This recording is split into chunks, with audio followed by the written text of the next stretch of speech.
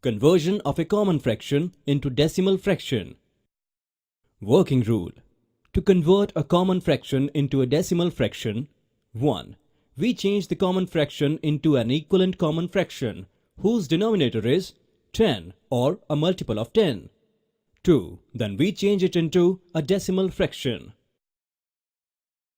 Example. Convert the following fractions into decimal fractions. 5 upon 8. Solution.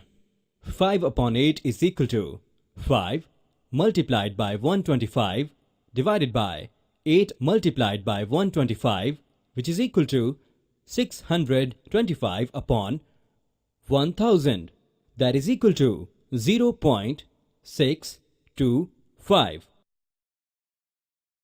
Conversion of a common fraction into a decimal fraction by division method. Working rule. We take the following steps. Divide the numerator by denominator. Complete the division. Let a non-zero remainder be left. Insert a decimal point in the dividend and the quotient. Put a 0 on the right of decimal point in the dividend as well as on the right of remainder.